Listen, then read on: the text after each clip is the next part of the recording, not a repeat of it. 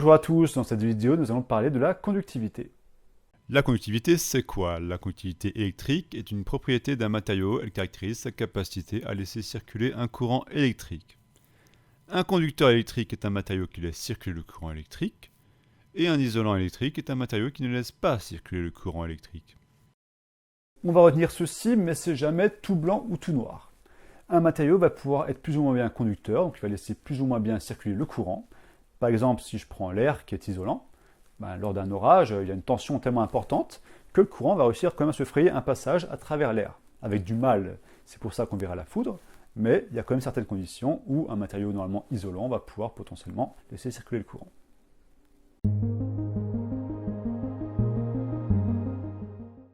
Nous allons maintenant concevoir une expérience pour tester la conductivité.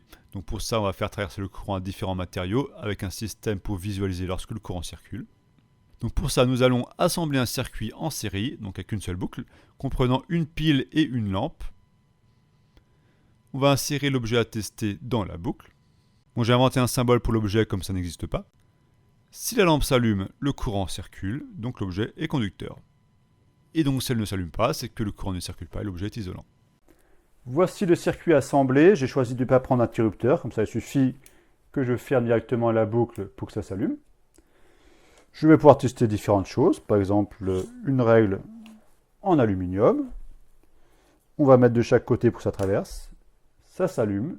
L'aluminium est donc conducteur.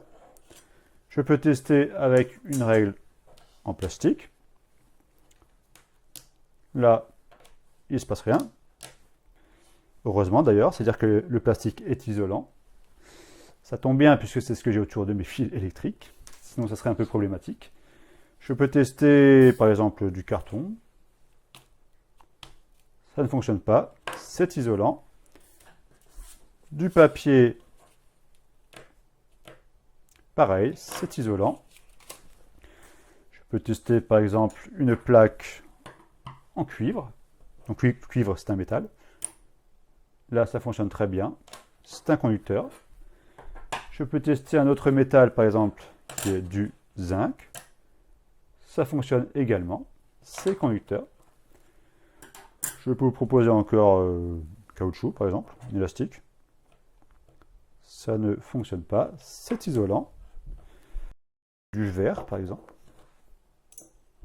C'est isolant. Et enfin, j'ai mon méga crayon que voici, sur lequel on va pouvoir tester le bois. Le bois, c'est isolant, mais par contre, quelque chose un peu étrange, c'est que la mine de mon crayon, elle, est conductrice. La matière s'appelle du graphite, et donc le graphite, c'est conducteur. On va faire un petit récap. Donc tous les métaux, fer, cuivre, aluminium, zinc, nickel, or, platine, etc. et les alliages métalliques, donc c'est les mélanges qui comprennent des métaux, sont des conducteurs électriques. En dehors de cette famille, il n'existe que très peu de conducteurs. On peut citer par exemple le graphite. Le papier, le verre, le bois, le tissu, l'air, les matières plastiques sont des isolants.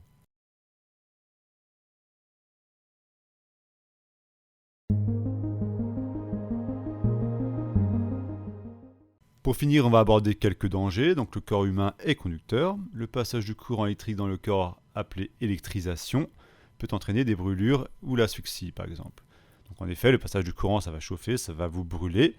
Et vos muscles, comme ils répondent à des signaux électriques, et bien, si le courant vous traverse, ils vont se contracter. Donc potentiellement, vous ne pourrez plus respirer. Et donc, ça va causer l'asphyxie. Si le courant est plus intense, il peut entraîner la mort, c'est l'électrocution. Dans la vie courante, on entend souvent électrocution à tort, puisque électrocution, attention, à la fin, c'est dire que vous êtes mort. Merci d'avoir regardé cette vidéo, n'hésite pas à laisser un j'aime si tu as apprécié, tu peux me poser tes questions en commentaire, et n'hésite pas non plus à t'abonner si tu veux voir d'autres contenus. À la prochaine!